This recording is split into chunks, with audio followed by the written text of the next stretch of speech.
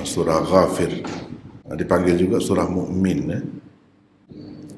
Surah Ghafir mana Tuhan yang pengampun.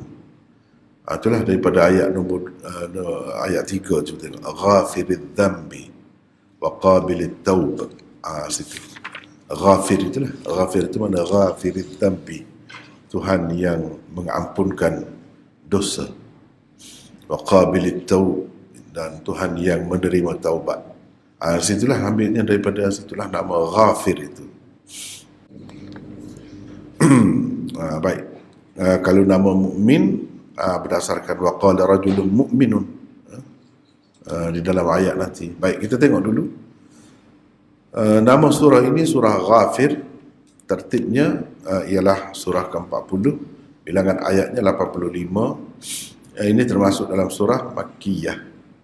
Bilangan paragrafnya ada 5, ya. Ada 5 paragraf. Baik, terlebih dahulu kita tengok mesej utama surah Ghafir atau Mukmin ini. Ada 2 mesej utamanya, iaitu yang pertama, nasihat supaya menerima seruan tauhid dan kepercayaan kepada hari akhirat, yang dikemukakan oleh Al-Quran berpandukan dalil-dalil akli, anfusi, afaqi dan tarikhi. Yang kedua, untuk mempertahankan kuasa dan pengaruh, tidak perlulah manusia itu bertengkar, bertekak dan berbantah untuk menolak kebenaran. Tak perlu begitu. Kebenaran seharusnya diterima dengan senang hati. Baik. Paragraf pertama daripada ayat 1 hingga 22, nasihat supaya menerima seruan tauhid, kerasulan dan akhirat tanpa banyak bertengkar dan bertekak. Itu daripada ayat 1 hingga 22, itulah kandungannya. Paragraf yang kedua daripada ayat 23 hingga 27, nasihat kepada pembesar-pembesar Quraisy supaya tidak bersikap dengan sikap Fir'aun. Supaya tidak bersikap dengan sikap Fir'aun. Supaya tidak mengambil sikap Fir'aun. Paragraf yang ketiga ayat 28 hingga 54, peristiwa benar seorang mukmin daripada keluarga Fir'aun. Itulah sebab mukmin inilah surah ini juga dinamakan surah Mukmin. Wa qala rajulun mu'minun min ali fir'aun yaktubu imanahu, dan seterusnya. Itulah rajulun mukmin, ada sebut situ. Sebab itu surah ini dinamakan juga dengan surah Mukmin. Mukmin itulah yang dimaksudkan. Paragraf yang keempat ayat 55 hingga 76, arahan kepada Rasulullah supaya terus menyeru kepada ajaran tauhid dengan penuh kesabaran dan istiqamah. Paragraf yang kelima, iaitu paragraf yang terakhir, ayat 77 hingga 85, nasihat supaya menerima seruan Al-Quran berpandukan dalil-dalil afaqi dan tarikhi. Sama seperti paragraf yang pertama juga. Itu selalu dalam surah-surah ni, permulaan surah dengan penutup dia sama, ada kesamaan. Itu juga perkara yang seharusnya diperhatikan. Kalau dalam paragraf yang pertama, nasihat supaya menerima seruan tauhid, ini pun sama juga, lebih kurang begitulah. Kalau supaya menerima seruan Al-Quran, mana Al-Quran mengajak kepada tauhid. Al-Quran mengajar juga tentang kerasulan dan tentang adanya hari akhirat. Cuma sini berdasarkan dalil-dalil afaqi dan dalil-dalil tarikhi. Itulah secara ringkasnya kandungan surah Ghafir dalam bentuk carta. Dalam bentuk carta dan dengan dibahagikan kepada beberapa paragraf seperti yang kita lihat tadi. Seterusnya kita nak tengok perbincangan dengan lebih terperinci tentang surah ini. Hari ini Aiman baca. Silakan. Zaman diturunkan surah dan latar belakangnya. Nama kedua surah Ghafir ialah surah Mukmin. Ia adalah surah pertama bagi rangkaian surah-surah yang dimulakan dengan Hamim, yakni Hawamim. Surah Mukmin diturunkan di peringkat terakhir bahagian ketiga kehidupan Rasulullah di Mekah, iaitu pada tahun ke-10 kenabian. Sebagaimana dimaklumi, peringkat ketiga kehidupan Rasulullah sallallahu alaihi wasallam bermula dari tahun ke-6 hingga ke-10 kenabian. Itu juga zaman diturunkan surah Hamim As-Sajdah dan surah Hamim Asy-Syura. Hijrah ke Habsyah telah pun lama berlaku sebelum itu. Pemimpin-pemimpin Quraisy yang sombong dan musyrik betul-betul telah menjadi seperti Firaun, Haman dan Qarun. Dalam kemabukan kuasa, mereka tidak teragak-agak untuk bertindak zalim dan kejam terhadap orang-orang Islam. Mereka tanpa segan silu telah menamakan jalan yang dipilih mereka sebagai Sabilur Rasyad, yakni jalan yang benar sebagaimana Firaun. Rasulullah sallallahu alaihi wasallam ditentang mereka dengan sombong dan tanpa hujah yang masuk akal. Kepada mereka diceritakan satu kisah seorang mukmin di zaman Nabi Musa.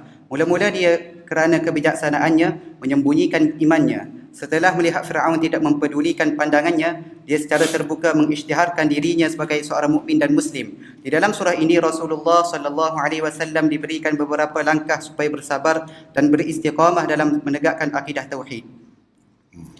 Berkaitan surah Mukmin dengan surah sebelum dan selepasnya. Pertama, di dalam surah Az-Zumar, manusia dituntut supaya memurnikan akidah tauhid. Di dalam surah Mukmin ini pula, selain mereka dituntut menerima akidah tauhid, mereka juga dituntut menerima kepercayaan kepada hari akhirat. Manusia diminta supaya menjauhi sikap degil, keras kepala dan perangai-perangai Firaun. Mereka juga diberi ancaman kebinasaan jika tidak meninggalkan sikap-sikap buruk seperti itu. Kedua, di dalam surah Mukmin, untuk membuktikan kebenaran tauhid, dikemukakan dalil-dalil tarikhi dan juga dalil-dalil akli. Di dalam surah Hamim As-Sajdah nanti, selain dikemukakan dalil-dalil tarikhi, dikemukakan juga dalil-dalil afaqi dan anfusi. Ketiga, di dalam surah Mukmin, manusia dinasihati supaya tidak bersikap seperti Firaun. Di dalam surah Hamim As-Sajdah pula, manusia dinasihati supaya menjauhi sikap-sikap bongkak kaum 'Ad dan Thamud. Di dalam kedua-dua surah terdapat ancaman kebinasaan. Beberapa kata kunci dan tema utama surah. Pertama, di dalam surah ini terdapat 2 kali seruan supaya menerima tauhid yang murni. Manusia diminta supaya bertauhid murni, tauhid yang semestinya bersih daripada sebarang bentuk kesyirikan. Ayat 14 dan 60. Orang-orang musyrikin Mekah selalu memohon dan berdoa kepada min dunillah. Ayat 66 dan 74. Min dunillah adalah satu istilah khusus Al-Quran bermaksud makhluk yang dijadikan sebagai Tuhan oleh manusia-manusia yang jahil. Satu lagi istilah yang lebih kurang sama dengannya ialah ghairullah. Kedua, perbahasan orang-orang musyrikin yang tidak bermakna dan sia-sia disebutkan sebanyak 4 kali di dalam surah ini. Ia berpunca daripada sikap sombong dan degil mereka. Ayat 4, 35, 56 dan 69. Begitulah cara mereka berbahas dan berdebat dengan Rasulullah. Apabila baginda menyeru mereka kepada tauhid, seruan kepada tauhid tersebut sebanyak 7 kali, iaitu di dalam beberapa ayat berikut. Ayat 14, 41, 42, 60, 62, 65 dan 84.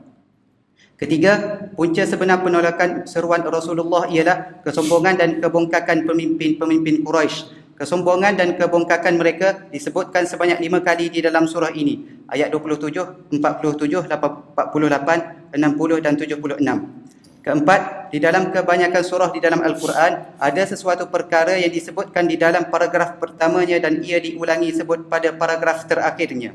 Itulah juga yang terdapat di dalam surah ini, di mana ahli-ahli politik yang sombong dan pemerintah-pemerintah yang bongkak diberi amaran di dalam ayat ke-21 dan ayat ke-82 surah. Di dalam kedua-duanya disebutkan betapa Allah telah membinasakan beberapa kuasa dunia, yang mana di zaman masing-masing ia dianggap terkuat dan terhebat. Amaran seperti itu tidak saja ditujukan kepada orang-orang Quraisy Mekah, malah ia tetap menjadi pengajaran dan iktibar kepada pemerintah-pemerintah yang sombong di dunia hingga ke hari kiamat. Ayat 21, كانوا هم أشد منهم قوة وآثارا. Ayat 82, كانوا أكثر منهم وأشد قوة وآثارا في الأرض. Kelima, di dalam surah ini satu dakwaan yang sama yang dikemukakan oleh kedua kepemimpinan yang berbeza bahawa mereka boleh memimpin orang ramai kepada Sabilur Rasyad, yakni jalan yang benar. Dua kepemimpinan yang berbeza yang dimaksudkan itu ialah kepemimpinan Islam dan kepemimpinan Taghut. Dakwaan oleh kepemimpinan Islam dikemukakan dalam bentuk seorang hamba mukmin yang di peringkat permulaannya menyembunyikan imannya, dan dakwaan yang dikemukakan oleh kepemimpinan Taghut pula dikemukakan oleh kuasa tentera yang dipimpin oleh Firaun. Keenam, jadi Sabilan Rasyad 2 kali dalam Quran, tak ada sebut di tempat lain, dalam surah ni saja. Itu sebab itu dia jadi kata kunci, tema utama. Semua pemimpin, pemerintah, ketua mendakwa dia berada di atas jalan yang betul. Dia nak bawa rakyat dia, pengikut-pengikut dia kepada destinasi yang betul. Orang jahat macam Firaun tu pun dakwa begitu. Tetapi kita perlu tahu bahawa orang yang berada di atas landasan yang benar itulah sebenarnya berada di atas sabilur rasyad, jalan yang lurus, jalan yang betul. Yang tidak berada di atas landasan yang betul hanya dakwaan sahaja sebenarnya. Baca lagi. Keenam, di dalam surah ini orang ramai diingatkan supaya jangan mengikuti kuasa-kuasa tagut dan pemerintah-pemerintah diktator. Kuasa-kuasa itu tidak dapat menyelamatkan mereka pada hari kiamat kelak. Bahkan pemimpin-pemimpin dan juga pengikut-pengikut mereka semuanya akan masuk neraka dan di sana mereka saling bertengkar dan menyalahkan satu sama lain. Ayat 47. وَإِذْ يَتَحَاجُّونَ فِي النَّارِ فَيَقُولُ الضُّعَفَاءُ لِلَّذِينَ اسْتَكْبَرُوا إِنَّا كُنَّا لَكُمْ تَبَعًا فَهَلْ أَنْتُمْ مُغْنُونَ عَنَّا نَصِيبًا مِنَ النَّارِ. Ketujuh, setelah menolak seruan Tauhid, orang-orang musyrikin Mekah memulakan perbahasan-perbahasan yang sia-sia dan tidak masuk akal. Dalam menghadapi suasana itu, Rasulullah SAW dinasihati supaya bersabar sebanyak 2 kali. Ayat 55 dan 77. Fasbir inna wa'dallahi haq. Di sini ayat 28 ya. Tadi ada sebut dah tadi. Ada di situ. Tak apalah kalau tak ada ni dulu.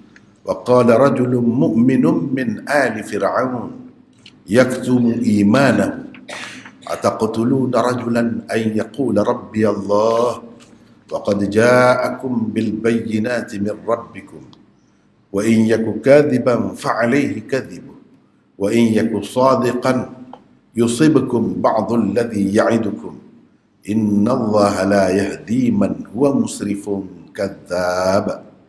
Ini ayat 28. Dan dia bercakap lagi. Ini sabilar rasyad. Sabilar rasyad. Ini kata-kata orang mukmin itu. Wa ma ahdikum illa sabilar rasyad.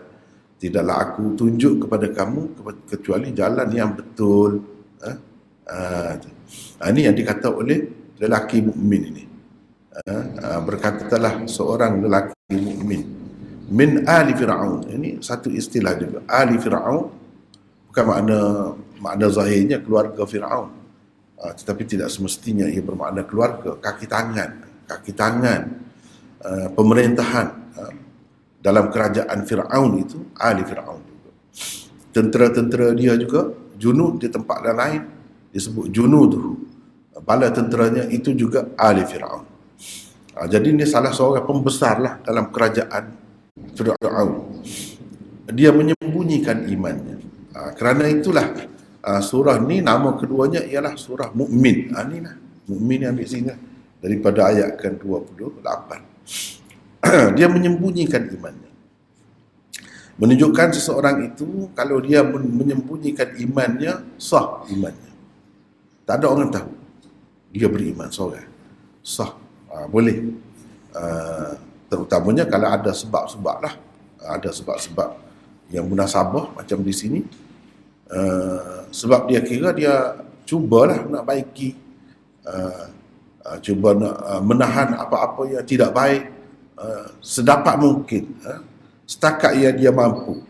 Dia kalau boleh nak bagi cadangan lah. Mana kita kata ahli mesyuarat lah. Orang penting lah ni. Menteri ke apa ke. Salah seorang menteri dia ni. Rajulun mukmin. Jadi bila duduk bincang-bincang tu, Fir'aun kata, kita bunuh sajalah. Musa ni habis cerita. Apa dia kata? Ini dia kata, dia bagi cadangan. Tak patut. Tak elok kalau buat gitu. Tidak bijak. Sebagai pemerintah kalau buat begitu. Ataqtuluna rajulan an yaqula rabbi Allah. Adakah patut kamu nak bunuh seorang yang berkata Tuhanku Allah? Tu je kesalahan dia. Bukan dia buat apa-apa jenayah pun dalam masyarakat. Tu je. Wa qad ja'akum bil bayyinati min rabbikum. Sedangkan dia telah membawa bukti-bukti dia. daripada Tuhan kamu. Dia kata, dia bagi pandangan. Dia tu Islam dah, tapi dia tidak nyatakan Islam dia. Dia kalau macam ni, dia kata, kalaulah dia tu dusta, fa'alaihi kadhibu. Dia menanggung dusta dia sendiri. Akibat buruk daripada dusta dia tu akan ditanggung olehnya. Akhirnya, orang tak akan terima juga kalau dia dusta. Sudah dengan gitu, selesai dengan begitulah. Tak payah tumpah darah. Wa in yakun sadiqan yusibukum ba'dul ladhi ya'idukum. Kalau dia benar, kita akan ditimpa oleh sesuatu malapetaka yang dijanjikannya. Dia kata dia Rasul Allah. Kalau tidak ikut dia, mendustakan dia, akan datang azab Allah.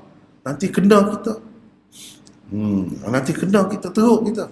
Inna Allah la yahdi man huwa musrifun kadzdzab. Allah tidak memberi petunjuk kepada orang yang melampau dan kepada orang yang pendusta. Jadi kalau dia ni tak betul, akan lenyap begitu je. Orang tak akan terima dia. Lepas tu dia nasihat lagi. Ini nasihat dia lagi. Kepada Firaun dan pengikut-pengikut dia tu. Itu nasihat dia. Lepas tu ini kata pula Firaun. Apa ni orang mukmin tadi. Waqala alladhi amana ya qaumi ittabi'un ahdikum sabilar rasyad. Ini kali yang kedua pula. Dalam perbincangan, perjumpaan yang lain pula. Dia kata begitu. Maknanya mula-mula dia tidak menyatakan Islam dia. Ini peringkat yang kedua ni dia menyatakan Islam. Ni ittabi'uni, turutlah aku. Aku akan pimpin kamu ke jalan yang lurus. Wahai qaum, innama hadhihi alhayatud dunya mata'. Kehidupan dunia ini hanya sementara sahaja. Wa innal akhirata hiya darul qarar. Akhirat itulah negeri yang kekal. Sesiapa yang melakukan kejahatan akan dibalas dengan kejahatan seumpamanya.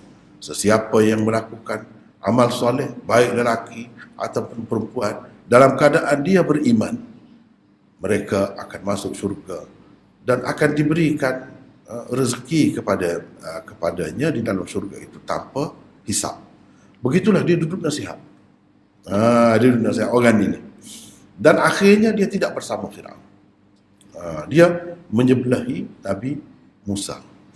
Maknanya kalau orang macam tu duduk dalam kerajaan untuk nak jaga, untuk nak bendung ataupun mungkin sedikit sebanyak dia dapat mengekang kezaliman yang mungkin ditimpakan kepada masyarakat, itu ada jalannya. Ada keharusannya. Sebab apa? Allah SWT sebut orang mukmin macam ni mukmin. Dan untuk suatu ketika dia menyembunyikan iman dia. Cuma setelah dia tahu dah tak terima juga, akhirnya sia-sia dia keluar. Maknanya jangan terus bersama orang-orang yang zalim. Kalau kita sekarang ni keluar parti lah orang panggil. Keluar parti. Jadi kalau keluar parti tu kita yakin yang kita keluar tu, kita pergi masuk parti lain tu lebih baik, tak apalah. Dengan maksud lebih baik, tak apa. Kalau tidak, tak boleh. Kita tak boleh menyokong seseorang itu, sesuatu parti, sesuatu kumpulan kerana perjuangan kebangsaannya, kerana kezaliman dia, kerana dia puak kita, kerana dia bangsa kita. Tak boleh begitu. Dia kerana kebenaran, nak ikut apa-apa pun, nak bela sesiapa pun kerana kebenaran. Itulah pengajaran yang kita dapat daripada Mukmin, surah Mukmin ataupun surah Ghafir. Kalau kata surah Mukmin, mana inilah pengajarannya. Orangnya begitu. Dalam keadaan-keadaan tertentu menyembunyikan iman, tak apa. Bahkan kalau mengucapkan sesuatu yang bercanggah dengan keimanan kita, seperti kita telah bertemu dah sebelum ni, illa man ukriha wa qalbuhu mutmainnun bil iman. Itu pun tak apa dah. Tidak keluar, tidak mudah nak keluar daripada Islam ni. Tak mudah. Bukan senang. semata-mata tak bercakap tu orang dah terus keluar daripada Islam. Tidak begitu. Dia ada hikmah dia, adalah maksud dia. Yang pentingnya orang Islam tu kena pandai lah. Nak hidup tu kena pandai. Jangan dia fikir untuk duit. Tentunya dia ni kalau dia menteri, dia dapat gaji yang besar lah. Tapi bukan itu yang dipentingkannya. Yang dipentingkannya ialah keadilan. Jangan berlaku kezaliman. Setakat mana dia telah buat, dia telah buat. Dia tidak berjaya, tak apa. Jadi kalau kita tengok di sini, cuba tengok supaya mudah. Itu yang saya sebut tadi. Wa qala fir'aun ma uriikum illa ma ara wa ma ahdikum illa sabilar rasyad. Ayat 29 di dalam surah yang sama, tak ada di dalam surah lain dalam Quran ni. Sepanjang-panjang Quran ni di sini ada. Di sini ada tu dua tempat. Satu, ucapan Fir'aun. Fir'aun kata ma uriikum illa ma ara. Aku tidak tunjuk kepada kamu apa yang aku nampak. Yang aku nampak, wa ma ahdikum illa sabilar rasyad. Mananya orang yang zalim, diktator macam Fir'aun itu pun dia dakwa dia berada di atas jalan yang betul. Cuma masyarakat ni, orang ramai ni kena fikirlah. Ya kau begitu. Atas jalan yang betul begitu, cara begitu. Ini yang pertama dalam ayat 29. Dalam ayat yang ke-38 yang kita tengok tadi ni, ini kata-kata rajulun mu'min tadi. Maknanya yang dikata oleh rajul mu'min itu betul lah. Dia nak dapat tunjuk jalan yang betul tu. Fir'aun itu dakwa sahaja. Jadi nak tahu betul tak betul, tengoklah. Tengok keadaan orang tu yang bercakap tu. Begitulah. Ini termasuk kata kunci yang penting. Dari segi dakwah tu boleh dakwah semua. Negara mana-mana pun, pemerintah mana-mana pun, kafir macam mana teruk pun, dia kata dia adil. Dia adil untuk keadilan, untuk kebaikan masyarakat. Tapi masyarakat semakin teruk, semakin rosak, semakin melarat, dia dakwa dia semakin baik. Itu dakwa semualah. Jadi kita sebagai orang ramai ni, sebagai rakyat ni, kena fikirlah. Kena tengok betul ke yang didakwa tu. Jadi kena ikut yang betul. Itu maksud kesimpulan di surah ni, kena ikut yang betul. Yang tak betul ni macam mana? Macam Fir'aun tu. Nak lawan Tuhan apa semua. Dia inni la azunnuhu kadhiba. Aku percaya Musa ni pendusta. Dia kata dusta Musa. Padahal Nabi, kalau Nabi tu boleh dusta, habislah. Dia tu tidak dusta.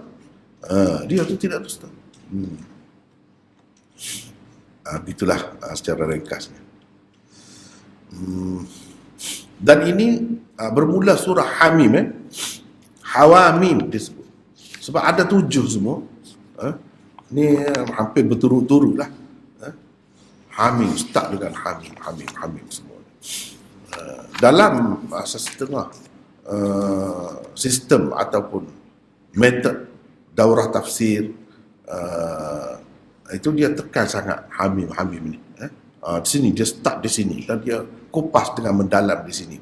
Tapi oleh kerana kita tidak ikut manhaj itu, cara itu, tak perlulah kita tekan, seperti biasalah. Kita pergi seperti biasa. Walau bagaimanapun tidak dinafikanlah, surah-surah ini adalah penting, seperti yang kita sebut tadilah. Seterusnya surah Fussilat. Surah Fussilat. Ini surah yang ke-41, bilangan ayatnya 54, surah Makkiyah. Bilangan paragrafnya ada 7 mesej utamanya. Bersabar dan beristiqamalah setelah menerima seruan tauhid dan percaya kepada hari akhirat yang dikemukakan oleh Al-Quran. Nescaya kamu akan diberikan kejayaan di dunia dan di akhirat.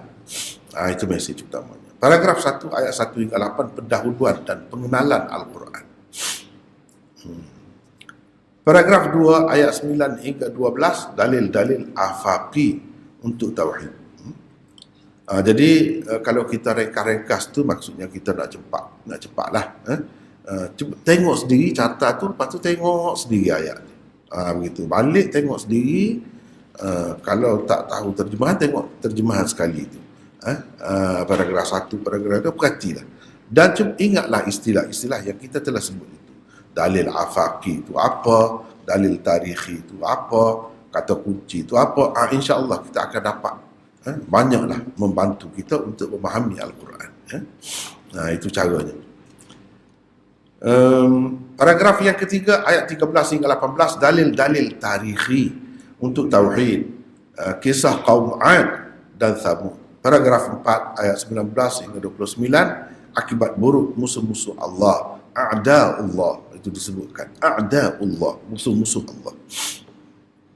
Paragraf yang kelima ayat 30 hingga 36, pahala orang yang berdakwah kepada ajaran tauhid, yang dizalimi, bersabar dan bersyukur. Dia dapat pahala yang besar, orang-orang yang berjuang menegakkan ajaran tauhid itu. Apalagi kalau dizalimi dan dia bersabar dan bersyukur. Paragraf yang ke-6 ayat 37 hingga 48, dalil-dalil tauhid dan akhirat di samping pembatalan akidah syirik. Pembatalan akidah syirik.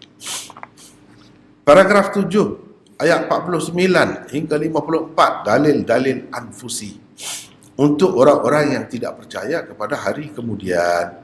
Itulah secara ringkas. Seterusnya kita baca lagi dengan lebih terperinci keterangan seterusnya. Baca, Aiman. Zaman diturunkan surah dan latar belakangnya. Dalam rangkaian surah-surah Hawamim, surah ini adalah surah kedua. Ia diturunkan di akhir peringkat ketiga kehidupan Rasulullah di Mekah, iaitu pada tahun ke-10 kenabian. Berdasarkan sesetengah riwayat, terdapat petunjuk bahawa sebahagian daripadanya juga diturunkan pada bulan Zulhijjah tahun ke-6 kenabian setelah Sayyidina Hamzah dan Sayyidina Umar memeluk agama Islam. Berdasarkan satu riwayat Tirmizi, jarak di antara dua orang sahabat agung Rasulullah sallallahu alaihi wasallam itu menerima Islam hanya 3 hari sahaja. Sayyidina Hamzah terlebih dahulu memeluk agama Islam, selepas itu Sayyidina Umar pula memeluk agama Islam. Surah ini juga dinamakan Fussilat. Perkataan Fussilat diambil daripada ayat ketiga dan ayat ke-44. Ia bererti keterangan yang diberikan secara jelas dan terperinci. Ketika orang-orang musyrikin Mekah terus menentang seruan Rasulullah sallallahu alaihi wasallam dengan begitu hebat dan mereka terus berada dalam keraguan terhadapnya, surah ini diturunkan. Mereka mengkritik Al-Quran berbahasa Arab. Nama Hamim As-Sajdah. Fussilat itu nama keduanya. Teruskan. Mereka mengkritik Al-Quran berbahasa Arab. Pemimpin-pemimpin Quraisy juga menghalang orang ramai daripada mendengar ayat Al-Quran. Ayat 26. Hijrah ke Habsyah telah pun lama berlaku. Pada ketika itu, orang-orang musyrikin berpaling daripada seruan Al-Quran. Sikap pemimpin-pemimpin Quraisy yang musyrik betul-betul seperti pemimpin-pemimpin kaum Ad yang sombong dan bongkar. Mereka juga berkata, Man asyaddu minna quwwah, yakni siapa lebih hebat dari kami? Ayat 15. Kaum Ad telah dibinasakan dengan angin kencang yang terlalu sejuk dan petir yang dahsyat. Kaum Thamud juga dibinasakan dengan petir yang dahsyat. Kepada orang-orang Quraisy dikatakan, kamu juga seperti kaum Ad dan Thamud telah menjadi musuh-musuh Allah, yakni a'da'ullah. Orang-orang Islam yang bersabar dihiburkan bahawa para malaikat turun kepada mereka. Orang-orang Islam terus berdakwah menyeru manusia kepada tauhid. Mereka menolak keburukan dengan kebaikan, di samping bersabar dan beristiqamah dalam berjuang. Di akhir surah terdapat satu ramalan bahawa tidak lama lagi akan nyata bukti-bukti kebesaran Allah di seluruh pelosok bumi dan pada diri-diri manusia. Dalil-dalil afaqi dan anfusi akan nyata menyokong kebenaran yang dibawa oleh Rasulullah sallallahu alaihi wasallam dan para sahabatnya. Orang-orang kafir pula diberi amaran bahawa walaupun mereka tidak menerima pertemuan dengan Tuhan di hari akhirat, Allah tetap mengepung mereka dan tidak lama lagi akan menghukum mereka. Berkaitan surah Fussilat, yakni Hamim As-Sajdah, dengan surah sebelum dan selepasnya. Di dalam surah Mukmin sebelum ini, pihak berkuasa yang sombong, zalim dan mengikuti jejak langkah Tagut dan Fir'aun dinasihati supaya mengambil iktibar daripada kebinasaan Fir'aun. Di dalam surah ini pula, mereka diancam dengan kebinasaan yang telah menimpa kaum Ad dan kaum Thamud. Mereka dikatakan a'da'ullah, yakni musuh Allah yang akan masuk neraka. Penyakit sebenar mereka juga dinyatakan iaitu istikbarun fil ard, yakni berlagak sombong di muka bumi. Kekasih-kekasih Allah, yakni awliya Allah, diberi berita gembira akan mendapat syurga. Mereka adalah orang-orang yang beristiqamah atas iman mereka kepada Allah. Jadi selalu kita kena perhati antara benda kena perhatinya iaitu taqabul, muqabalah. Kalau di satu pihak sebut ada Allah, kena tengok di tempat lain dalam surah yang sama perkataan yang lawan dia. Jadi di dalam surah ini disebut lawan dia tu awliya Allah, kekasih-kekasih Allah. Itu juga penting diberikan perhatian. Maknanya itu juga tema utama sebenarnya surah tu. Teruskan. Beberapa kata kunci dan tema utama surah. Pertama, pengenalan tentang Al-Quran diberikan bahawa ia diturunkan secara beransur-ansur, yakni tanzil, ayat 1 dan 41. Al-Quran diturunkan dalam bahasa Arab untuk memudahkan orang-orang Quraisy dan orang-orang Arab memahaminya.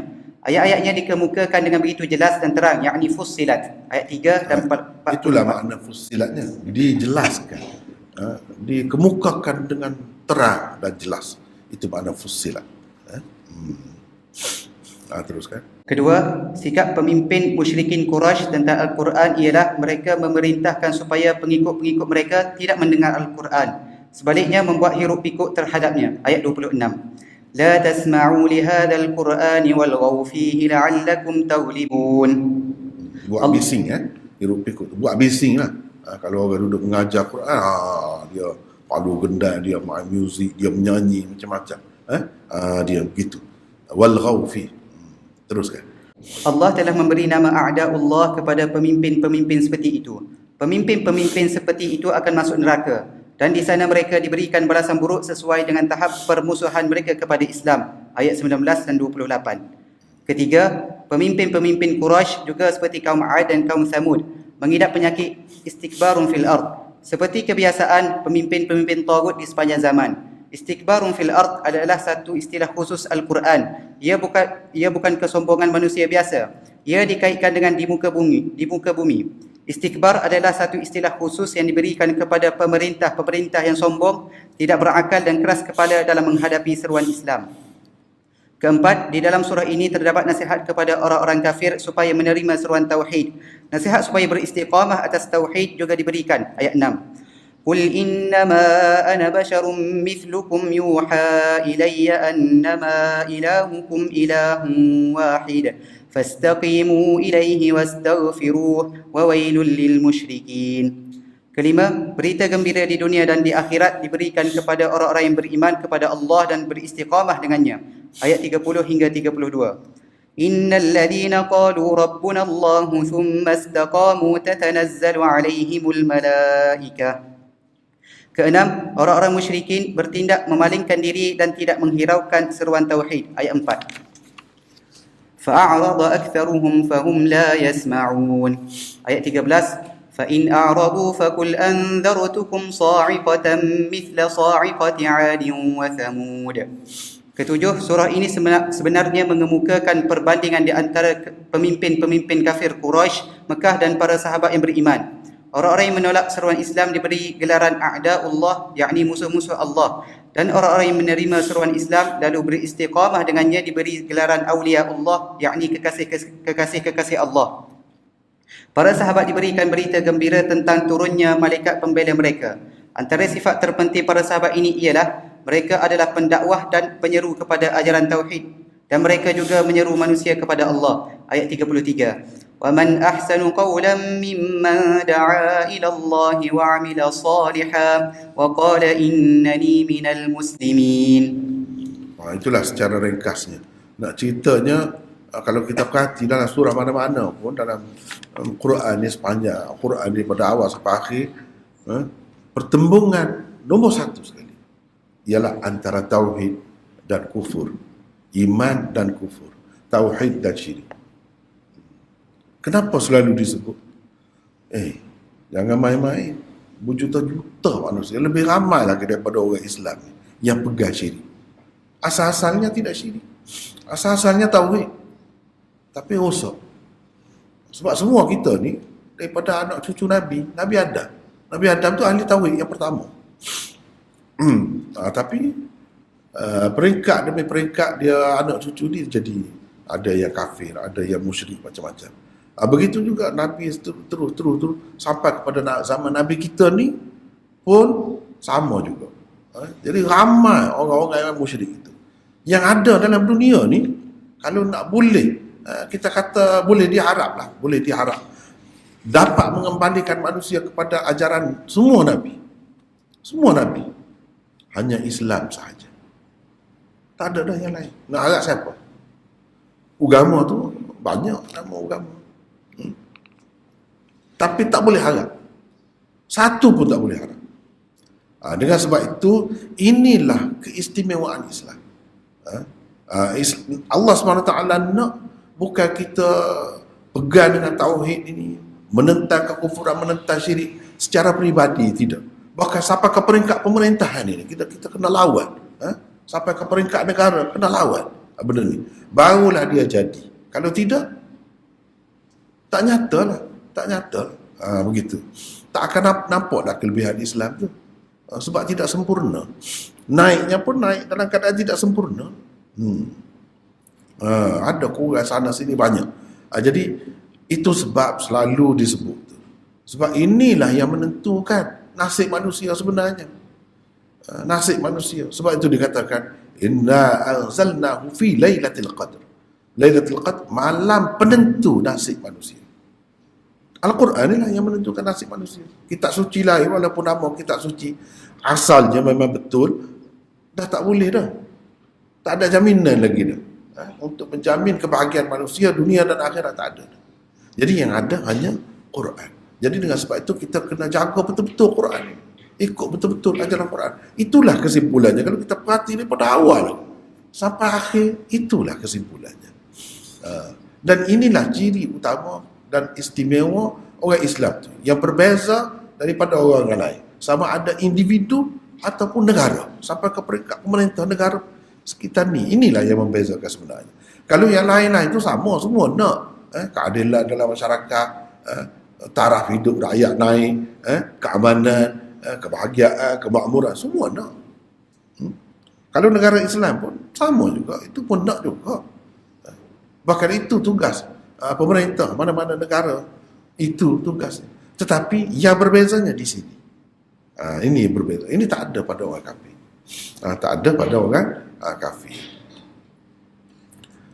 Teruskan apa ni sini.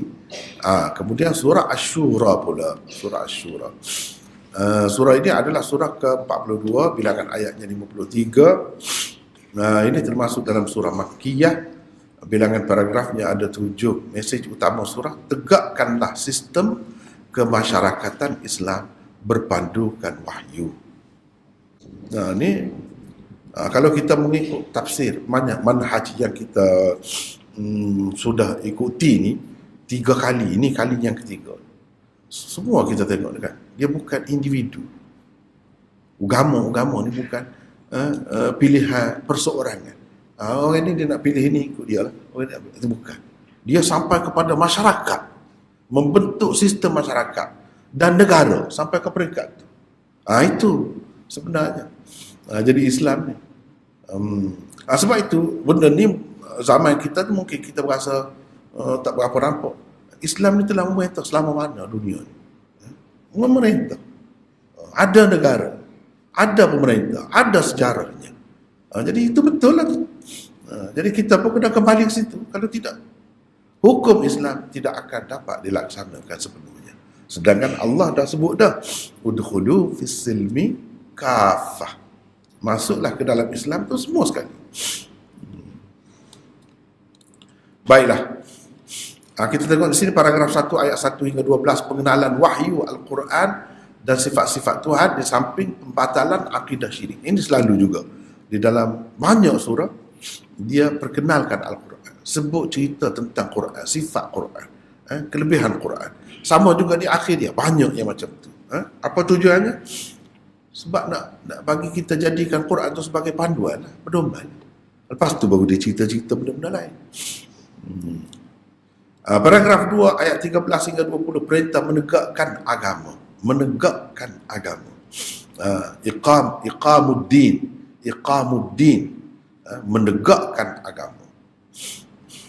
Paragraf yang ketiga ayat 21 hingga 22, pembatalan syariat yang diada-adakan oleh orang-orang musyrikin Mekah. Ini pembatalan syariat. Mana kita kena percaya hanya Allah sahaja yang mempunyai hak untuk membuat peraturan. Mana-mana yang dia telah buat tak boleh sesiapa pun gugat. orang lain tidak berhak, salah, itu jadi syirik, mengadakan hukum yang bertentangan dengan hukum Allah.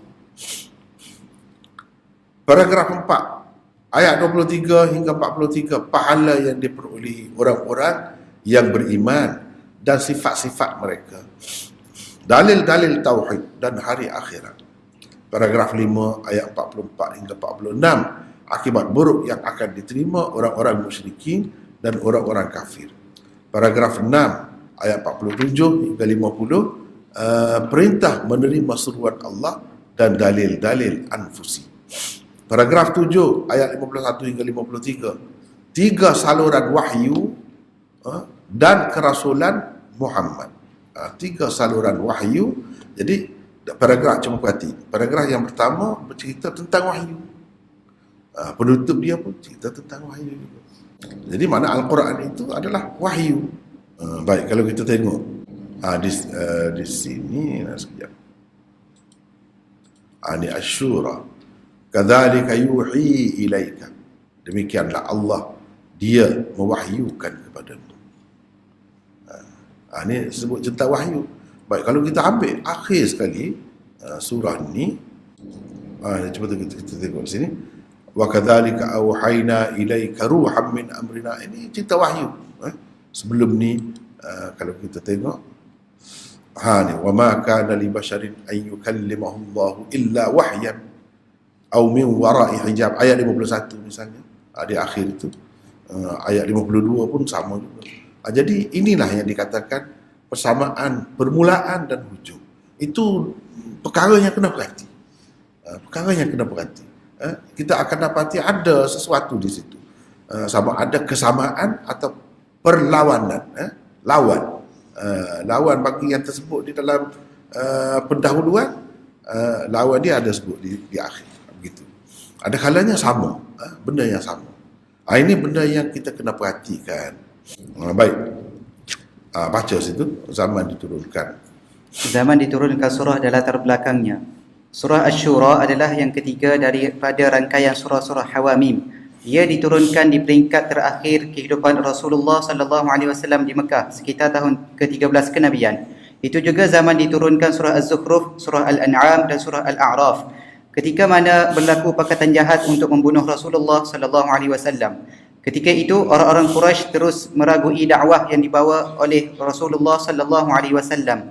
Maulana Amin Ahsan Islahi menulis, surah ini adalah sebagai surah selamat tinggal kepada kehidupan di Mekah. Surah ini sebenarnya adalah pendahuluan kepada tertegaknya negara Islam di Madinah. Di dalamnya diberikan bimbingan-bimbingan dan arahan-arahan untuk melaksanakan syariat Allah, menegakkan agama dan melaksanakan sistem syura demi mencapai keadilan kemasyarakatan dalam negara Islam. Surah ini menjelaskan tauhid hakimiyah setelah dibuat perbandingan di antara syariat Allah dan undang-undang rekaan manusia. Ini Maulana Amin Ahsan Islahi, ini salah seorang ahli tafsir di Pakistan. Dia asalnya orang India, kemudian berhijrah ke Pakistan. Dia menulis tafsir yang masyhur, Tadabbur Quran. Tafsir ini 10 jilid. 10 jilid Tadabbur Quran. Dan dianggap satu tafsiran yang mengikut metod Maulana Hamiduddin Farahi. Inilah anak murid dia. Dan dia guru dia tulis Nizamul Quran, tak sempat habis. Dia tulis Tadabbur Quran, habis semua. Ini dipetik daripada kitab itulah, Tadabbur Quran. Jadi setengah-setengah orang itu menganggap surah Syura ni, tengok kepada isi dia tu nampak macam lebih sesuai dikaitkan dengan kehidupan di Madinah. Dengan sebab itu ada orang yang kata surah ini adalah surah Madaniyah, yang sebetulnya tidak. Yang sebetulnya surah ni surah Makkiyah juga. Cuma nampak banyak macam syura, nak bermusyawarah, nak berbincang tentang negara, tentang ini sebenarnya sebagai persiapan. Sebab itulah Maulana Amin Ahsan Islahi kata surah selamat tinggal kepada kehidupan di Mekah. Sebelum pergi untuk menghadapi satu kehidupan baru, ada negara sana telah diberi dah kita kata taklimat lah, macam taklimat. Telah diberi dah taklimat, telah diberi dah beberapa pengetahuan asas sebagai persediaan apabila sampai ke Madinah. Iaitu sistem yang akan ditegakkan pemerintahan di Madinah tu ialah berdasarkan syura. Berbeza dengan sebelum ni dalam surah Mukmin itu Firaun itu berdasarkan diktator. Itu pemerintahannya. Diktator makna dia tak terima pendapat orang lain. Dia kira dia. Walaupun orang tu orang yang bijak, yang cerdik, kira-kiranya dalam kalangan dia tak pakai. Ni orang Islam, negara Islam sepatutnya kena pakai syura. Syura tu apa? Mesyuarat lah. Mesyuarat, bincang. Bagaimana nak mentadbir negara. Bagaimana nak melaksanakan benda ni, menjayakan matlamat ni, benda ni. Itu. Jadi syura bincang tentang apa? Kalau yang Allah SWT sudah putuskan, tak payah bincang tu. Tak boleh bincang pun, salah bincang. Misalnya sembahyang fardu 5 waktu. Jadi macam mana? Nak buat ke tidak? Tak payah bincang tu. Benda tu selesai dah. Tak boleh bincang, bahkan salah. Terima sajalah. Terima sajalah. Begitu juga dengan puasa. Begitu juga dengan yang lain-lain. Inilah dalam surah ni. Yang lain-lain berkenaan dengan kekeluargaan, kemasyarakatan, kenegaraan. Mana yang sudah disebut, dia kena menuju ke situ. Kalau tak cukup syarat lagi, cerita lain. Tapi kena ada fikir untuk begitu. Misalnya hukum jenayah, Tuhan kata curi kat tangan, kena kat tangan.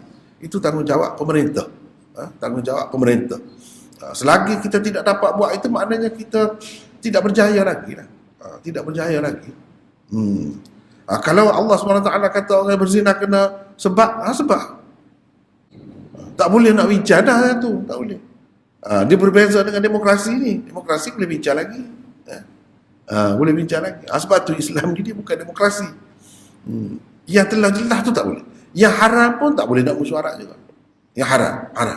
Haram tu kita nak bincang, boleh ke tidak? Kalau dalam keadaan macam ni, boleh misalnya kalau ada lesen. Tak boleh. Kalau dia bayar cukai misalnya, boleh kita benarkan. Tak boleh. Dan tak perlu dibincang, tak perlu buang masa mesyuarat dalam parlimen tu untuk nak menentukan benda yang sudah jelas haram. Nak istikharah pun tak boleh. Istikharah ni apa ni? Kalau benda tu harus, kita tak jelas, sama-sama baik nampaknya. Itu baru istikharah. Misalnya dua orang mari nak minat anak kita, katakanlah. Seorang tu jelas dah kaki arak, kaki judi, tahu dah. Seorang lagi bagus dari segi agamanya. Nak istikharah. Nak mesyuarat, tak payah mesyuarat. Tak payah istikharah. Pilihlah yang jelas tu. Gitu cara. Ni ya kalau istikharah ke apa nak bincang ke, ni kalau sama-sama baik. Nampak zahir tu sama. Keluarga baik, pelajaran pun tinggi, mengaji pun tinggi, juru kata beragama. Cuma nak pilih yang mana? Itu barulah bincang. Barulah bincang.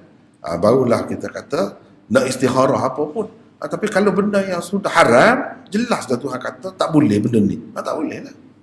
Tak boleh bincang lah. Jadi dari satu sudut, pemerintahan Islam ni banyak orang ingat. Sebab apa dia tahu dah benda ni tak payah bincang dah.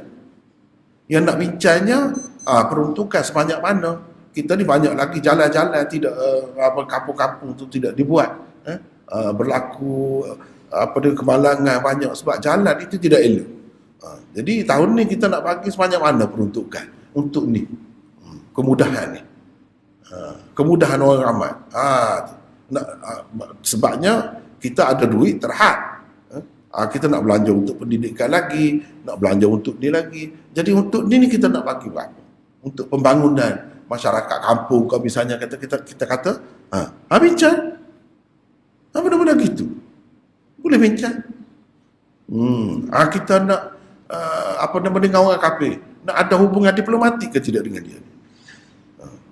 Dia ni bagus, dia terbuka dengan orang Islam, dia mesra dengan orang Islam, dia nak baik dengan kita. Cumanya dia adalah masalah lain, dia baik juga dengan musuh kita ya tu. Lepas tu macam mana? Tu musuh kita tapi dia baik. Tapi dia tak baik juga dengan kita. Itu pertimbangan, bincang lah. Benda-benda gitulah. Benda-benda gitu. Boleh. Itulah bincang. Jadi banyak segi kita sudah selesai. Tak payah fikir. Tak payah fikir macam mana kalau orang lelaki nak jadi orang perempuan. Orang perempuan nak jadi orang lelaki macam mana? Boleh ke kita? Itu yang dibincangkan tu di negara-negara yang maju pun bincang tu. Macam mana? Kalau dia nak kahwin sama-sama lelaki sama perempuan macam mana? Boleh ke tidak? Dia luluskan tu. Jadi bagi kita tak timbul masalah tu, tak payah bincang dah tu. Sebab jelas dah. Bila Nabi kutuk, Nabi laknat, menyerupai lelaki menyerupai perempuan, perempuan menyerupai lelaki, tak boleh dah. Apatah lagi nak tukar jantina, lagilah tak boleh. Nak kahwin pula, lagi tak boleh. Jadi tak perlu fikir, kita fikir benda lain. Begitu. Sama juga masalah Tuhan. Dan kita tak akan sampai fikir macam mana, tak akan dapat tahu hakikat sebenarnya. Tak payah fikir banyak, setakat yang ada dalam Quran. Gitu sudahlah. Fikir benda lain, banyak lagi benda lain nak fikir. Tak perlu habis masa situ. Begitulah di dalam surah ni disebutkan mesyuarat. Jadi mesyuarat tu mesyuarat benda apa? Itulah maksudnya. Bukan mesyuarat benda haram, bukan mesyuarat benda yang sudah jelas, merupakan perintah Allah wajib. Itu tak perlu mesyuarat. Itu perlu dilaksanakan saja. Bila sampai masa, bila cukup syarat dia, perlu dilaksanakan saja. Terus baca perkaitan surah Asy-Syura dengan surah sebelum dan selepas. Berkaitan surah Asy-Syura dengan surah sebelum dan selepasnya. Pertama, di dalam surah Hamim As-Sajdah telah dinyatakan sikap sombong yang ditunjuk oleh musuh-musuh Allah, yakni a'da Allah di muka bumi.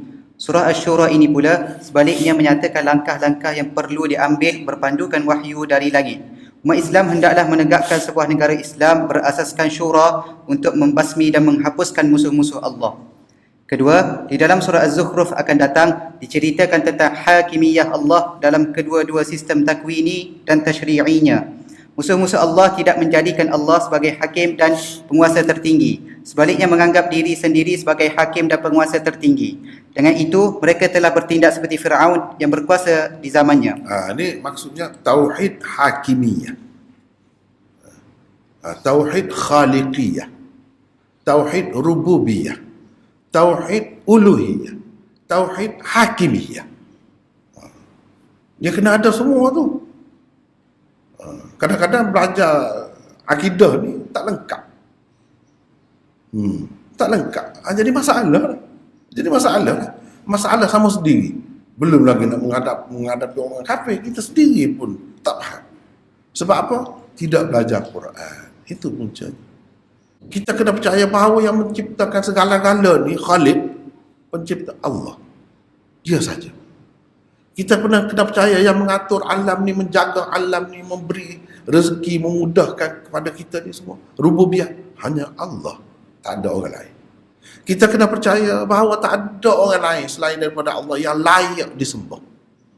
Layak kita minta sesuatu, layak dipuja, layak kita letak dahi kita ni ke lantai menghadap, tak ada orang lain, hanya Allah. Tak boleh minta dengan orang lain. Kalau minta jadi apa? Syirik lah. Itu syirik dalam uluhiyah. Jadi orang-orang yang tidak jelas masalah uluhiyah ni lah, yang nak pergi ke kubur, nak pergi apa tu, nak minta dengan Tok Wali tu, Tok Wali ni. Padahal mudah saja. Mudah saja. Kita tengok tu Iraq hancur. Kubur Imam Abu Hanifah di mana? Duduk di Iraq. Apa tak tolong? Falaula nasarahumul ladzina ittakhadhu min dunillahi qurbanan alihah. Kenapa tak tolong? Tuhan tanya. Orang-orang yang dijadikan sebagai penghampir, yang menghampirkan manusia dengan Allah. Qurbanan alihah. Kenapa dia tidak tolong? Sepatutnya tolonglah pada ketika itu susah kan. Syekh Qadir Jalani duduk mana kubur dia? Iraq juga. Hancur lebur umat Islam. Di mana dia? Orang-orang yang pemuja kubur ke apa semua. Tak nampak lagi ke? Itu dalam Quran kritik. Tak boleh, tak betul. Itu dah syirik tu. Tidak ada tauhid uluhiyah. Kita dah baca berapa kali dalam sembahyang, iyyaka na'budu wa iyyaka nasta'in. Itu maksudnya. Dia nak minta. Dia pun perlu orang tolong dia. Orang selamatkan dia. Mati dia. Kita nak pergi minta dengan dia pula. Itu sebab tak jelas lah tu. Tauhid uluhiyah masalah. Dia kata tak apa asalkan orang tu minta dengan Allah. Orang tu minta dengan Allah. Kita pergi minta dengan dia. Mula-mula gitulah. Lama-lama memang minta terus dengan dia. Kalau minta dia pun tak perlu. Kita boleh minta sendiri. Tak perlu tawassul begitu. Lama-lama dia jadi seperti orang kafir. Orang kafir pun dia tidak sembah. Berhala dia. Dia kata roh. Berhala dia tu bawa kepada Tuhan. Memudahkan kita. Mendekatkan kita kepada Allah. Dia kata gitu. Apa bezanya? Lepas tu tauhid hakimiyah.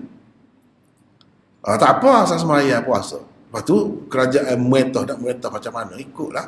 Pakai undang-undang macam mana, kita serah kepada ahli parlimen lah. Mereka lah yang buat peraturan. Kalau mereka kata boleh, LGBT misalnya, boleh. Boleh. Gitu. Itu bercanggah dengan tauhid hakimiyah. Mana Allah bagi macam tu, jelas dah tak bagi. Tak perlu bincang dah, tak boleh musyawarah, tak boleh ubah dah hukum tu. Kalau ubah juga, kita pakai yang lain, bermakna kita kata ada orang lain yang layak membuat undang-undang, dan undang-undang dia mesti dipatuhi. Syirik mana? Dengan sebab itu orang yang betul-betul akidah tauhid ni, dia jaga semua. Banyak perkara dia kena jaga. Bukan masalah sembahyang saja, bukan masalah puasa saja. Masalah hukum yang kita pakai dalam negara ni, hukum apa? Yang berdaulat tu. Yang mesti kita kena ikut.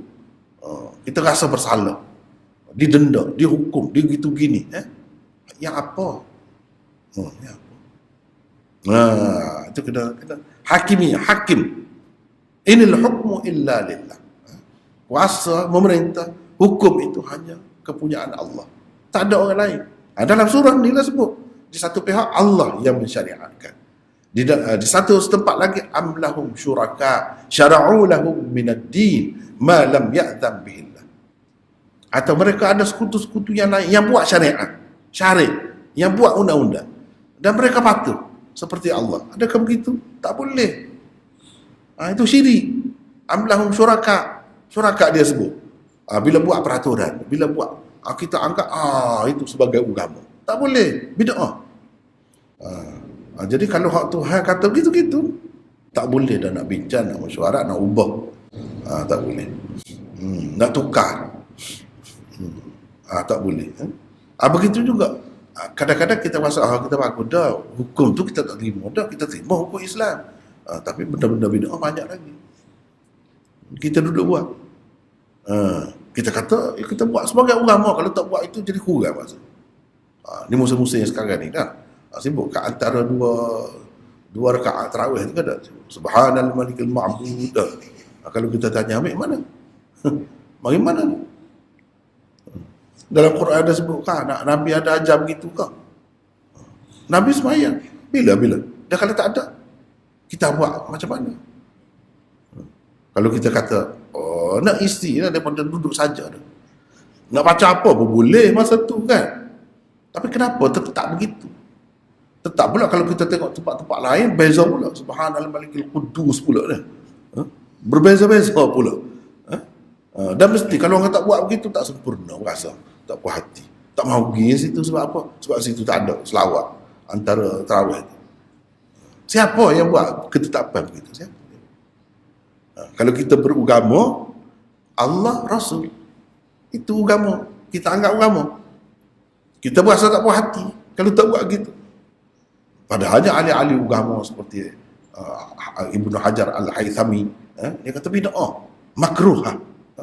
Bukan bid'ah hasanah, tak ada bid'ah hasanah. Tu. Dia buat juga. Kata Syafi'i, dia Syafi'i lah.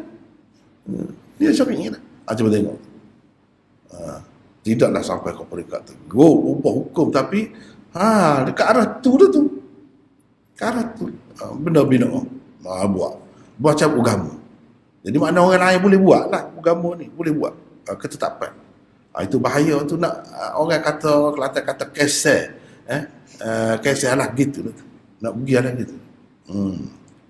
Jadi tak usah cubalah benda-benda begitu, tak payah. Semua juga maulud apa semua kan. Peraturan tu kita buat tu jadi berasa tak puas hati kalau tak buat. Kenapa begitu? Kita kata kita sayang kepada Rasul. Rasul ada buat ke begitu? Tak ada. Lepas tu kita buat ketetapan tu. Benda-benda gini banyaklah dalam masyarakat. Tak bersih. Yang sebenarnya gitu lah. Mudah ceritanya. Tak bersih.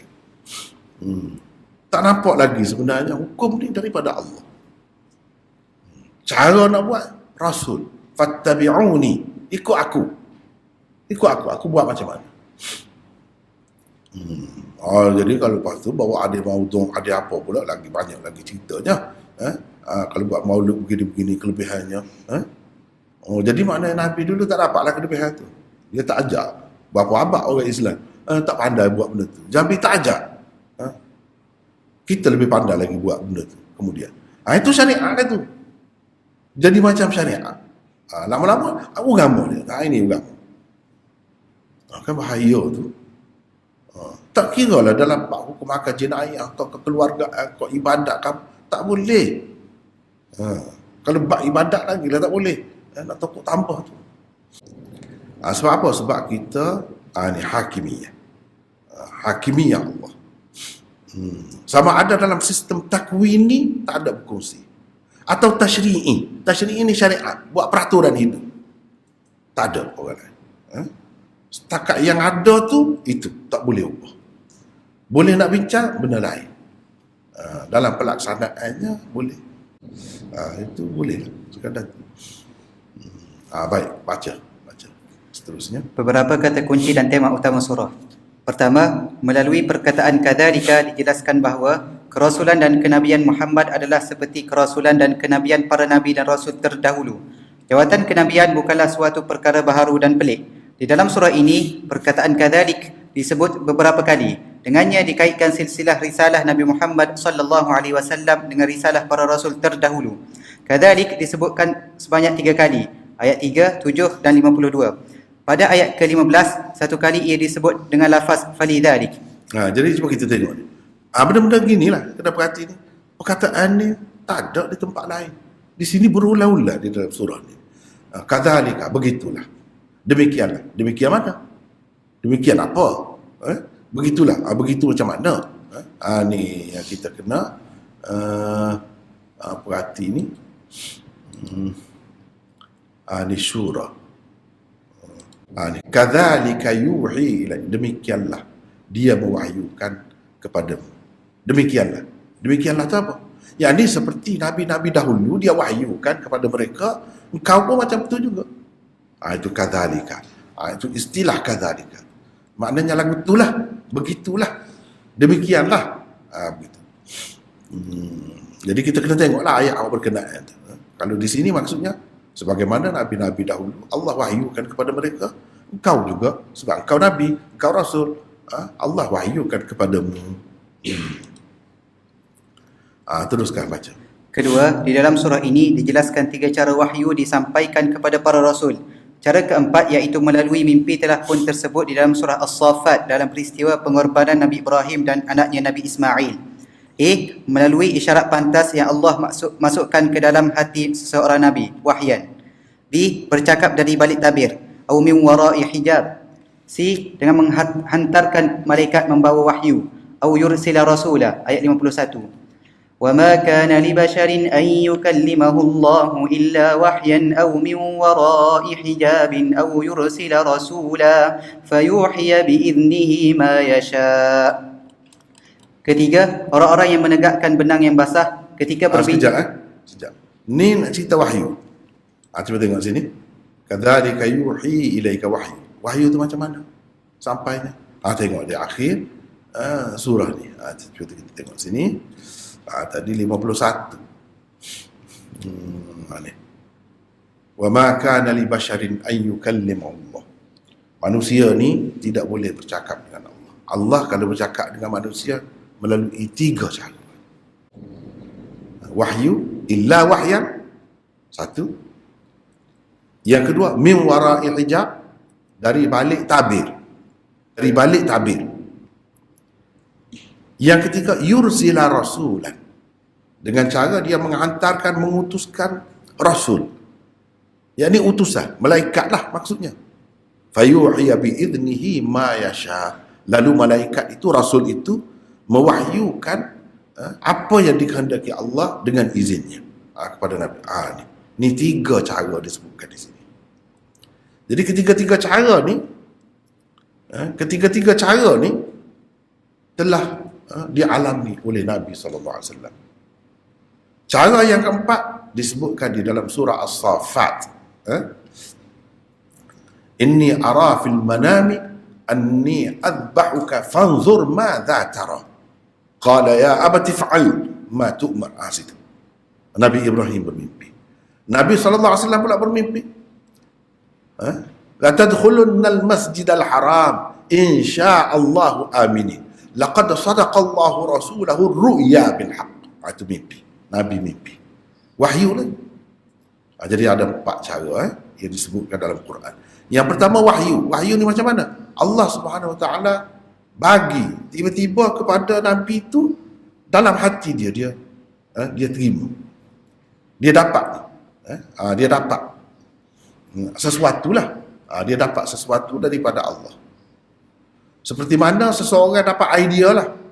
Seorang ahli fikir, dia fikir peluh fikir. Penat, tak ada, nak sikat rambut pun tak ada. Nak makan pun dia fikir, berapa hari fikir. Tiba-tiba mari masuk dalam fikiran dia ada. Oh begini, buat begini. Tapi dia dengan usaha. Kalau kita panggil manusia ni, dia fikir ahli fikir ke apakah, dia usaha, dia fikir. Wahyu ni tidak, tak payah fikir, tak payah belajar, tak payah ada persediaan ilmu alat apa, tak payah. Kita ni kena belajar, pendakat lah, lama, berapa tahun kena belajar. Nak faham, ni kaedah dia. Nabi wahyu ni tidak begitu, dia terus dapat, dia pun boleh cerita. Boleh cerita. Itu wahyu. Yang wahyu ni tak apa. Wahyu. Kemudian wahyu ni dalam hadis-hadis disebutlah caranya. Wahyu ni berat. Inna sanulqi alayka qawlan thaqila. Qawlan thaqila tu wahyu lah. Kami akan berikan kepada kamu ucapan atau kata-kata yang berat. Mana wahyu lah. Berat tu Zaid bin Thabit kata pernah Nabi ni duduk, paha dia di atas paha Zaid, dia macam nak patah paha dia. Jadi berat kan. Orang kan kalau dia sedang dalam keadaan berat kan, dia merah muka, berpeluh. Begitulah yang berlaku kepada Nabi SAW. Dalam hadis disebutkan pada musim sejuk sangat pun dia berpeluh lagi, merah muka dia. Dan sahabat-sahabat nak tengok, Nabi tak larat. Biasanya kalau dia tudung muka ni, dia tudung kepala dia. Sahabat pergi tengok muka, saya nak umat tengok. Tak apa, Nabi tak larat. Begitulah kalau kita boleh tengok orang ahli fikir duduk fikir, kadang-kadang lemah kita tengok. Orang yang pereka, pencipta sesuatu, buat benda-benda yang luar biasa kan, memang ada kadang-kadang tu. Kadang-kadang dia tidak sedar. Misalnya Ibn Taymiyah, dia tak sedar dia makan ke tidak. Itulah Ibn Taymiyah yang orang duduk musuh sangat. Dia tidak sedar sebab tu kitab dia bukan main banyak. Kahwin pun tak dia. Makan dia tak adik-beradik dia. Sampai masa makan ni betul, mari makan. Dia tak ingat makan. Itu orang yang orang kata ralik, tenggelam dalam pemikiran dia. Kan Imam Muslim kan mati kan sebab makan buah kurma banyak. Buah kurma banyak. Tak ada nak fikir nak cari duit banyak, tak ada. Inilah dalam Quran, lilladzina uhsiru fi sabilillah la yastati'una darban fil ard yahsabuhumul jahilu aghniya min at-ta'affuf ta'rifuhum bisimahum la yas'aluna an-nasa ilhafa. Kita dah baca dah dulu kan. Orang macam ni dia begitu. Imam Muslim kan, dia buat kajian kitab dia tu. Makanan tak ada, keluar tanya isteri tak ada.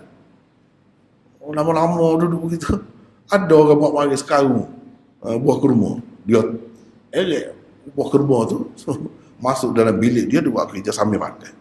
Habis kau ni tak sedar. Dengan sebab itu dia mati. Tu kisahnya. Sakit perut lah banyak. Sakit perut. Dengan sebab itu dia mati. Itu kisah dia. Jadi orang-orang yang tenggelam dalam ilmu ni, itu ilmu dalam bidang mana-mana pun, ada ahli fikir ni memang begitu. Memang begitu. Tak apalah. Jadi itu wahyu.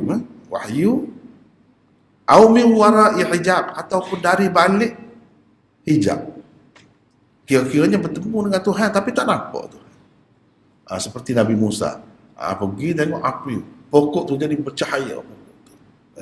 Innani anallah. Aku Allah. Bukan pokok tu bunyi suara. Tapi tak nampak Allah.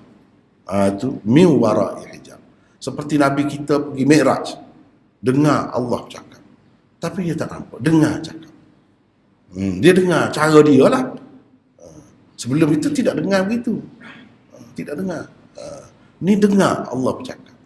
Tetapi min wara'i hijab. Jadi berdasarkan ayat ni, Nabi kita pun tidak pernah tengok Allah SWT. Orang yang kata tengok pada malam Mi'raj itu tak benar. Tak ada bukti. Tak ada dalil. Sebab dia sebut-sebut malam Mi'raj tu, ni min wara'i hijab, malam Mi'raj. Dan min wara'i hijab, dah ada hijab. Nampak macam mana? Tak nampak lah.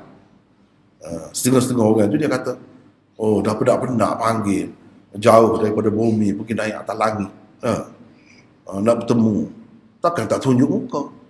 Macam tu dia cakap. Takkan tak nampak.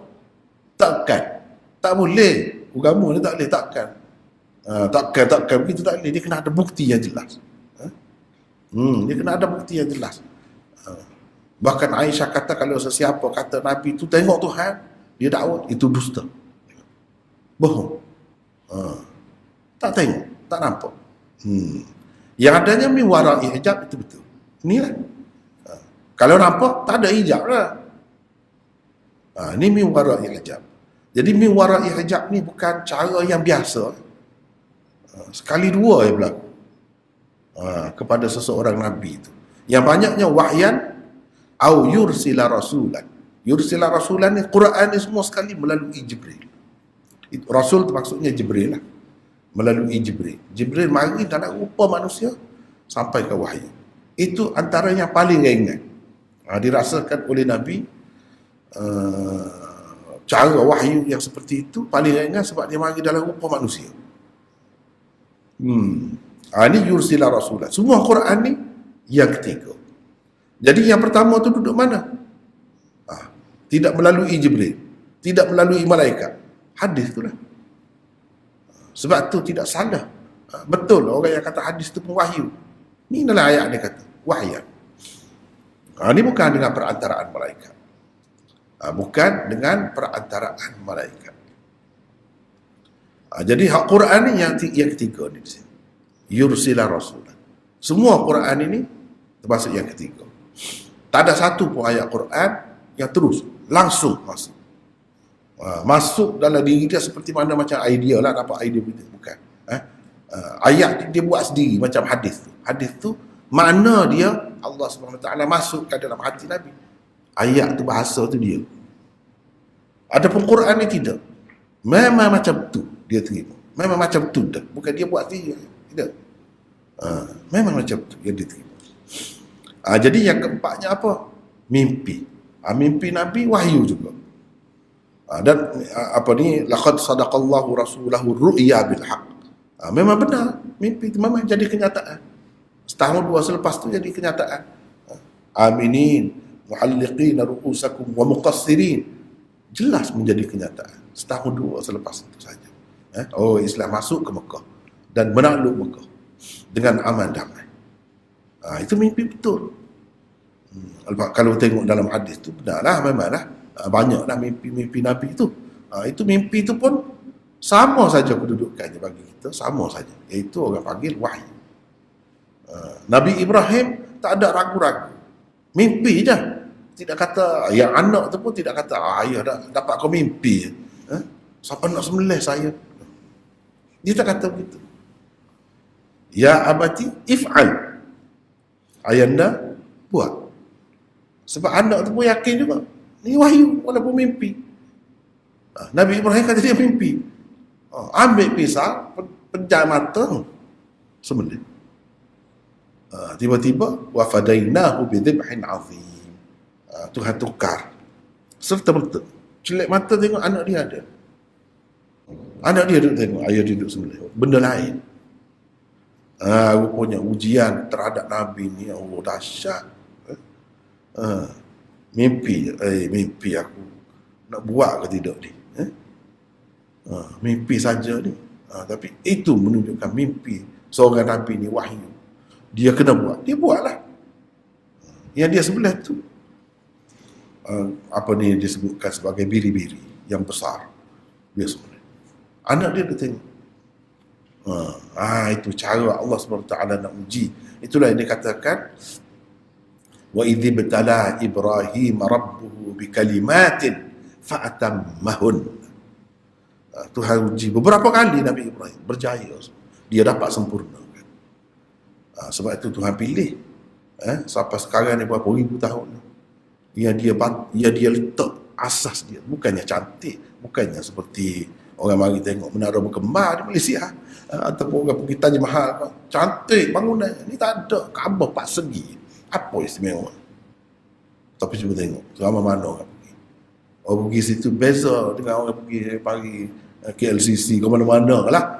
Cerita ada mana-mana negara tu orang tak menangis. Ni menangis. Menangis apa begitu sekali perasaan tu. Apa cerita? Ikatan apa tu sampai begitu? Itulah keberkatan Nabi Ibrahim. Keberkatan Nabi Ibrahim, jasa dia tu luar biasa.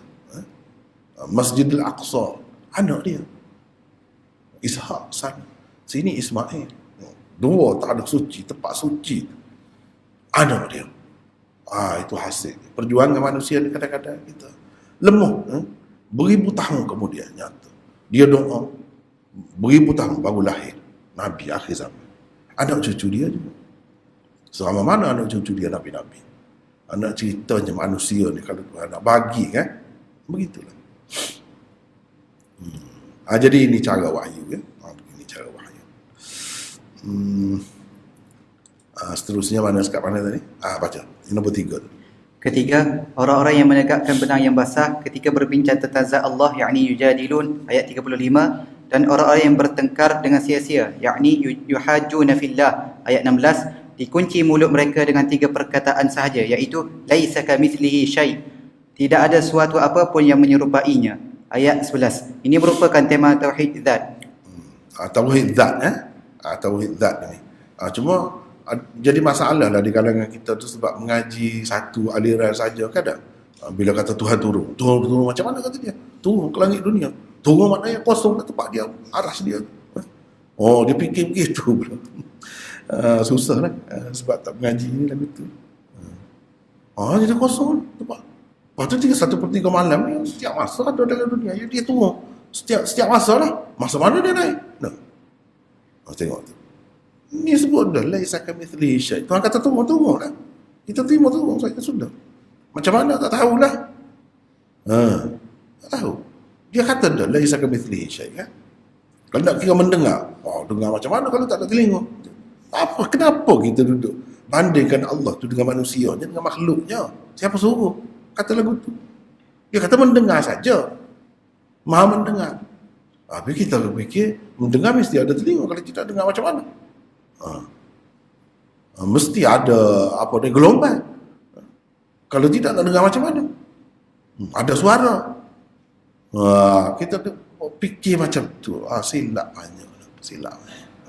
Sebab itulah yang jadi berkelahi sama sendiri ni. Sebab itulah saya sebut berapa kali dah sebut. Orang-orang yang berkenaan tu dia fikir semula lah. Saya menyuruh fikir semula lah. Jangan duduk terpasal begitu. Orang ada penyelesaian. Laisa kamitslihi syai'. Selesai. Dia ada cara dia, walaupun kita tak setuju. Kita tak setuju. Mana boleh kita kata. Kalau orang homopati kan, kalau perubatan homopati, maka ubat mana boleh makan air kopi, minum air kopi. Air teh tak boleh. Doktor biasa kata, tak apa makan. Minum apa. Makan ubat ni. Nak makan, kalau darah tinggi, nak makan kambing, makan. Ni makan semua, tak rebah pun. Jadi ada cara masing-masing. Jangan kita kata, cara kita saja. Tak ada lah cara lain. Tu tak ada apa pun. Kalau fikir terbuka sedikit, tengok sekeliling kita. Selesai dah masalah. Jangan duduk taksub. Jangan duduk taksub. Ni pertikai pula hadis pula. Hadis kata tu. Jadi Nabi tak fikir ke dia tu sebut begitu. Akan mengelirukan. Jadi Nabi pula yang punca mengelirukan masyarakat ni kalau macam tu. Dia ajar begitu. Jadi kita semua takwil. Kalau berkenaan dengan Allah semua takwil. Padahal tanpa takwil boleh. Laisa kamitslihi syai'. Sudah selesai masalah. Itu masalah nak selesai masalah zat Allah SWT. Yang keempat macam ni. Keempat, melalui perkataan awliya, syirik dalam walayah beberapa kali ditolak. Orang-orang musyrikin diingatkan supaya tidak menjadikan min dunillah sebagai awliya, yakni pelindung, penyelamat dan pembela mereka. Allah dah wali bagi segala-galanya. Dialah yang melindungi dan menjaga segala-galanya. Ini adalah tema tauhid walayah dan tauhid kudrat. Tauhid walayah. Bukan duduk berkelahi, duduk tuduh tauhid tiga. Banyak tauhid ni. Seperti mana syirik banyak. Ni tauhid walayah. Tauhid kudrat. Tauhid belaka tu. Jadi orang yang cara salaf apa semua ni, walaupun dia tidak belajar sifat 20, dia terima juga tauhid kudrat tu. Kudrat tu. Kan dalam sifat 20 ni ada salah satunya kudrat. Jadi orang yang tidak belajar cara tu pun dia jumpa dalam Quran. Bahkan lebih lagi. Tauhid walayah. Tauhid hakimiyah. Apa semua tu. Diterima.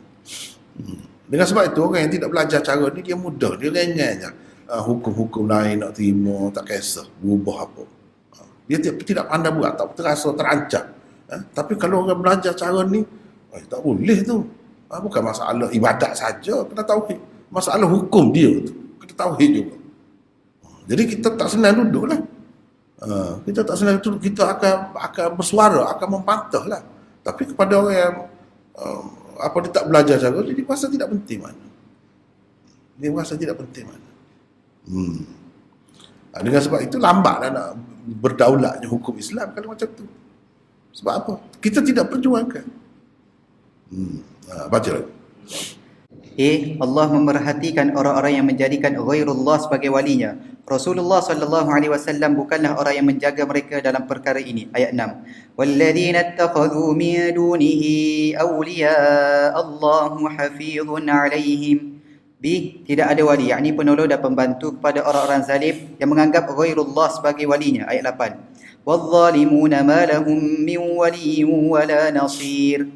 Ghairullah tidak dapat memberikan kehidupan kepada sesiapa pun. Allah lah yang boleh menghidupkan orang yang mati. Kerana itu manusia hendaklah menerima Allah sebagai walinya, bukan ghairullah. Ayat 9. Ghairullah tidak mempunyai kuasa untuk menurunkan hujan. Allah sahaja yang menyebarkan rahmatnya melalui hujan. Kerana itu dialah sebenarnya wali manusia dan manusia hendaklah memuji Allah sahaja. Ayat 28. وهو الذي ينزل الغيث من بعد ما قنطوا وينشر رحمته وهو الولي الحميد. Tiada siapa pun yang boleh melemahkan Allah baik di langit maupun di bumi. Ialah punca segala kuasa. Kerana itulah manusia tidak seharusnya mengambil orang lain sebagai wali dan pembelanya. Ayat 31. وَمَا أَنْتُمْ بِمُعْجِزِينَ فِي الْأَرْضِ وَمَا لَكُمْ مِنْ دُونِ اللَّهِ مِنْ وَلِيٍّ وَلَا نَصِيرٍ. Sesiapa yang Allah sesatkan, tidak ada sesiapa pun yang dapat memberi hidayah kepadanya. Ayat 44. وَمَنْ يُضْلِلِ اللَّهُ فَمَا لَهُ مِنْ وَلِيٍّ مِنْ بَعْدِهِ. Tidak ada sesiapa pun selain Allah layak menjadi wali, yakni pelindung yang dapat menolong manusia dan menunjukkan jalan petunjuk kepadanya. Ayat 46. وَمَا كَانَ لَهُم مِّنْ أَوْلِيَاءَ يَنْصُرُونَهُم مِّن دُونِ اللَّهِ وَمَن يُضْلِلِ اللَّهُ فَمَا لَهُ مِن سَبِيلٍ. Kelima, perkataan istijabah beberapa kali digunakan. Melaluinya manusia diseru supaya menerima ajaran tauhid. Mereka juga diingatkan tentang akibatnya. Manusia diseru supaya menerima Islam dan mereka diancam dengan hari kiamat. Ayat 47. Istajibu li rabbikum min qabli an ya'tiya yawmun la maradda lahu min Allah ma lakum min malja'in yawma idhin wa ma lakum min nakir. Orang-orang yang menerima seruan Islam, beriman dan beramal salih, Allah semakin menambahkan kepada mereka kurnianya. Orang-orang yang menolak seruan Islam pula akan berhadapan dengan azab yang teruk. Ayat 26. وَيَسْتَجِيبُ الَّذِينَ آمَنُوا وَعَمِلُوا الصَّالِحَاتِ وَيَزِيدُهُم مِّن فَضْلِهِ وَالْكَافِرُونَ لَهُمْ عَذَابٌ شَدِيدٌ. Orang-orang yang menerima seruan Islam mendirikan salat, saling bermusyawarah dan membelanjakan apa yang Allah kurniakan sebagai rezeki kepada mereka. Ayat 38. وَالَّذِينَ اسْتَجَابُوا لِرَبِّهِمْ وَأَقَامُوا الصَّلَاةَ وَأَمْرُهُمْ شُورَى بَيْنَهُمْ وَمِمَّا رَزَقْنَاهُمْ يُنْفِقُونَ. Orang-orang yang tetap berkeras kepala dan degil walaupun telah disampaikan seruan Islam kepadanya, tidak mempunyai hujah yang kuat, mereka akan mendapat kemurkaan Allah dan akan berhadapan dengan azab yang dahsyat. Ayat 16. وَالَّذِينَ يُحَاجُّونَ فِي اللَّهِ مِنْ بَعْدِ مَا اسْتُجِيبَ لَهُ حُجَّتُهُمْ دَاحِضَةٌ عِندَ رَبِّهِمْ وَعَلَيْهِمْ غَضَبٌ وَلَهُمْ عَذَابٌ شَدِيدٌ. Orang-orang yang menerima seruan Islam pula dipanggil ibad. Ayat 23, 25, 27 dan 52. Keenam, di dalam surah ini dibuat perbandingan di antara dua syariat. Yang pertama ialah syariat Allah dan yang kedua ialah syariat dan undang-undang rekaan manusia. Ia tidak pernah dibenarkan oleh Allah. Adalah menjadi tanggungjawab kita berusaha melaksanakan syariat dan undang-undang yang diturunkan Allah dalam segenap kehidupan kita. Syariat Allah ayat 13. Syara'a lakum minad din. Syariat ciptaan manusia ayat 21. Syara'u lahum minad din ma lam ya'zam bihi Allah. Ketujuh, erti menegakkan agama ialah melaksanakan syariat. Menegakkan agama juga bererti melaksanakan keadilan. Ayat 13. شرع لكم من الدين ما وصى به نوحا والذي أوحينا إليك وما وصينا به إبراهيم وموسى وعيسى أن أقيموا الدين ولا تتفرقوا فيه. Ini merupakan tema Tauhid Hakimiyah ayat 15. Wa umirtu li'adila bainakum. Ke-8, di dalam surah ini dikemukakan satu prinsip yang paling penting, iaitu sama ada untuk dunia atau akhirat. Manusia memerlukan kegigihan untuk mencapainya. Orang-orang yang bertungkus lumus hendak mendapatkan dunia sahaja, tidak akan mendapat apa-apa di akhirat. Orang Islam yang baik ialah orang yang gigih dalam usahanya untuk mencapai kebahagiaan dunia dan akhirat. Mereka lah sahaja yang akan mendapat hasil usaha mereka untuk kedua-dua negeri dunia dan akhirat. Perkataan harf adalah suatu kiasan kepada usaha dan kegigihan. Ayat 20. Man kana yuridu harsal akhirati nazid lahu fi harthihi wa man kana yuridu harsad dunya nu'tihi minha wa ma lahu fil akhirati min nasib. Ke-9, di dalam surah ini juga dinyatakan bahawa orang-orang yang diberikan rezeki yang sedikit juga tidak terlepas daripada hikmat kebijaksanaan Allah. Jika dia melapangkan rezeki kepada hamba-hambanya, nescaya mereka melakukan kerosakan di muka bumi. Ayat 27. Walau basatallahu ar-rizqa li'ibadihi labaghaw fil ard. Lepas tu ni Az-Zukhruf pula. Setakat itulah dulu. Allah.